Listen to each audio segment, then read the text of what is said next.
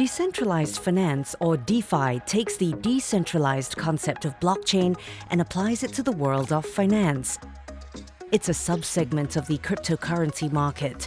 DeFi removes banking intermediaries or centralized exchanges from the financial system, meaning it has the potential to disrupt the banking and finance sector. You are turning what used to be the domain of banks, financial firms, etc., and you're turning it into something that can be programmed on a decentralized network like, say, Ethereum. There are a ton of products today in the space, from things like lending and borrowing, exchange-based trading, development of yield, that typically go through centralized entities, and therefore, there's a systemic risk in the system in terms of engagement, right? And the application of blockchain allows decentralized protocols to really create new modes of working. Decentralized finance has exploded in popularity. Currently, over $70 billion worth of digital assets are locked in DeFi protocols, compared to just under $1 billion in 2019. What's been remarkable with decentralized finance is how fast it has grown. I've been personally surprised to see the number and actually the diligence that many institutional investors are doing on the field of DeFi. And that is actually quite remarkable and shows you how much potential this potentially vertical of the crypto space may have over the next coming years.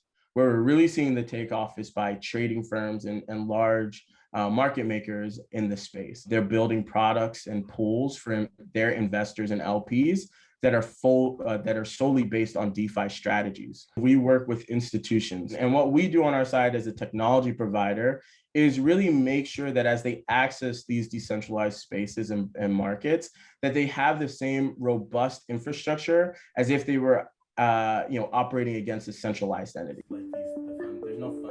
One pull factor for investors is the potentially higher yields offered by DeFi products compared to those in traditional finance.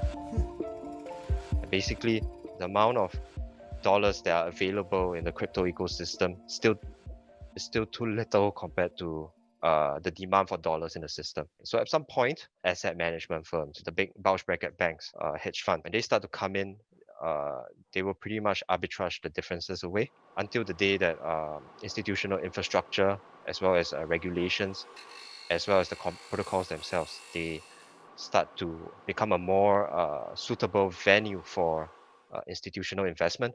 We are going to continue seeing such high yields.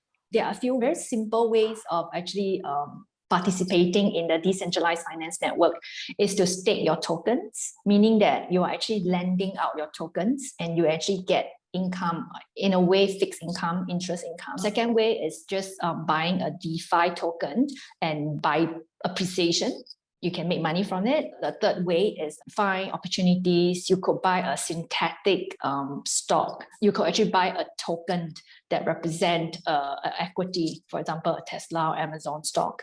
And the last part that you could benefit from it would be diversification or reducing the risk of your portfolio. Another use case is what we call yield farming, and the ability to really allocate capital across multiple decentralized networks or applications in order to gain the best incentives and liquidity incentives, and to really earn some level of return on assets that you have sitting.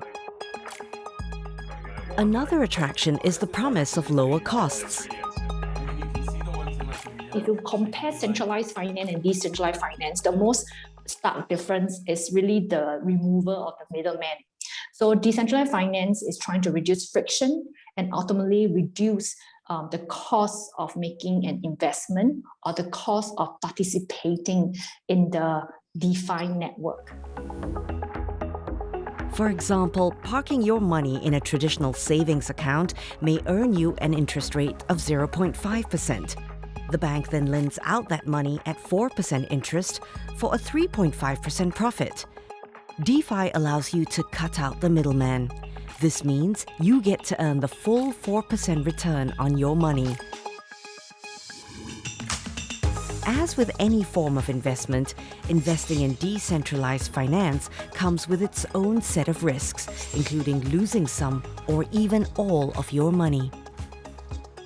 One is the platform, which platform you're using. So that's a platform risk, smart contract risk, because a lot of these transactions are actually built on smart contracts. There's a liquidity risk, counterparty and credit risk, which is similar to the traditional finance. And I think lastly, which is one of the more important ones, which is a user risk.